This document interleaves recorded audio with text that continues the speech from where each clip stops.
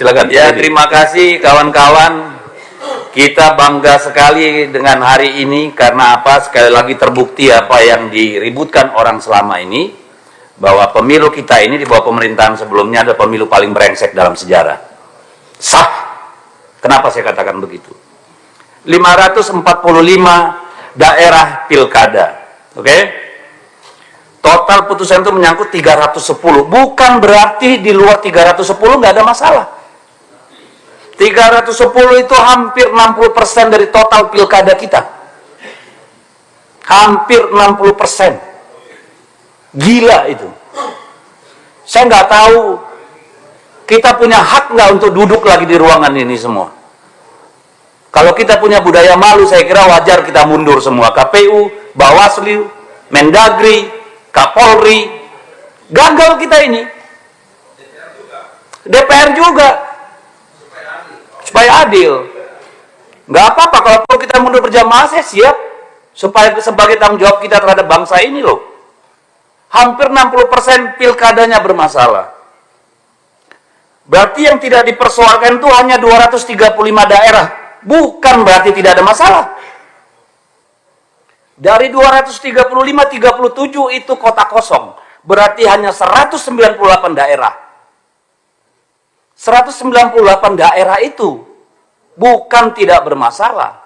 Either pelanggarannya terlalu masif sehingga tidak bisa dibuktikan, atau orang udah capek.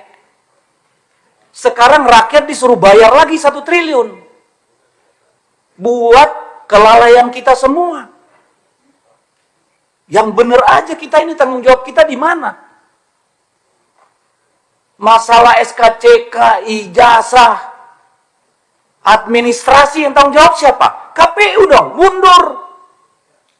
Pecat semua di daerah itu, Pak DKPP.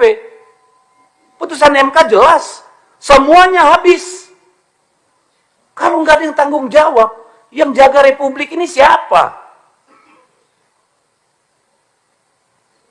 Masa iya urusan remeh-temeh begini, ijazah palsu, masa jabatan, kayak keledai kita. Berulang-ulang masuk lubang yang sama. Ini soal kualitas. Secara administratif aja kita gagal. Gimana secara substantif? Ini keterlaluan kalau menurut saya. Hampir 60% pilkada bermasalah. Rakyat disuruh bayar lagi. Kepala daerah suruh tarung lagi. Dari mana uangnya? Minjem, jual, gadai. Besok-besok korupsi semua Bapak Ibu. Yang salah siapa? Karena kita tidak melaksanakan tanggung jawab kita. Nanti kita teriak, kepala daerah koruptor. Muaranya di sini.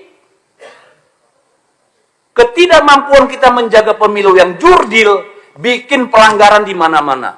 Dan kita harus bayar itu semua. Enak banget. Apa yang mau kita sampaikan, Pak? Tidak adil kalau ini ditimpakan sama pemerintah daerah.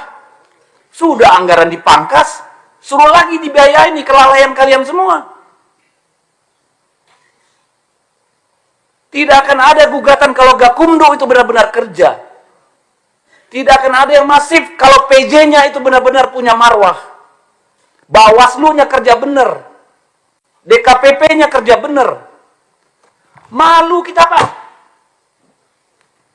Ini bukan cuma soal anggaran, ini soal peradaban.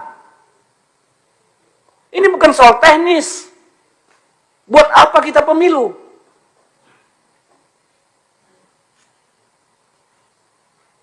Jadi kalau Pak Ketua KPU nggak merasa bersalah, Pak, nggak tahu lagi saya, Pak. Kalau Bawaslu menganggap ini bukan salahnya dia, bingung saya. Kalau Kemendagri nggak merasa ada kekurangan di pihaknya, wah kebangetan. Demikian juga Polri. Buat apa kita diskusi anggaran? Anggaran Kemendagri aja potong. Masa disuruh daerah lagi potong? Nggak adil. Saya benar-benar, saya berharap ini forum refleksi Bapak Ibu. Yang bener lah kita ngurus negara ini, ngurus republik ini. Mas hampir 60% pilkadanya bermasalah.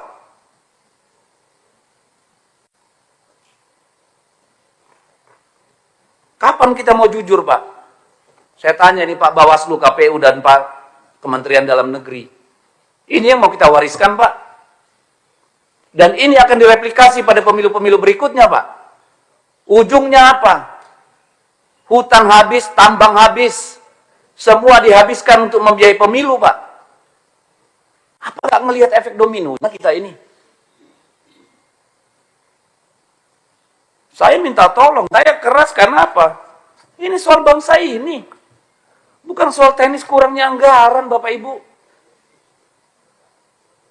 Siapa yang jamin PSU pertama nanti tidak ada PSU kedua? Kita pernah ngalami sampai 3 kali PSU di Maluku Utara. Siapa yang bisa jamin? Akhirnya kepala daerah yang terpilih pun nggak legitimate. Yang milih nanti 20%, 30%. Cari uang lagi mereka untuk money politik. Untuk sembako. Garbage in, garbage out. Sampah masuk, sampah keluar. Kalau mau kita mundur bareng-bareng, ayo mundur. Tanggung jawab sama negara ini. Kayak mana kita ini? Saya nggak merasa punya martabat jadi DPR kayak begini hasil pemilunya, Pak. Jujur aja, Pak. Ibu, saya nggak punya kemampuan untuk menerima ini. Begini yang kita hasilkan. Kita semua bagian dari persoalan. Ini bukan cuma soal jabatan. Tanggung jawab kita pada anak-anak kita, Bapak Ibu. Masih ada nggak itu di dada kita? Masih ada nggak sih? Yang begini ini mau kita wariskan. Ini anggota DPR nih, semua ini babak belur, Pak. Berdarah-darah, Pak. Kemarin pemilu. Pemilu berikutnya. Siapa yang berani bertarung di DPR, Pak?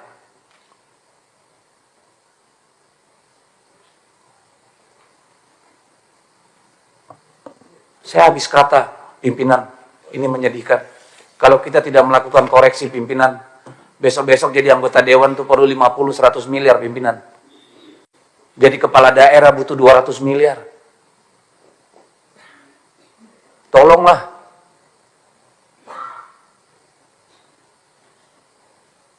Saya minta tolong.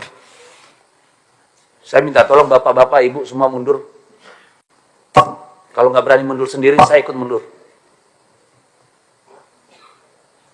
Nggak benar begini.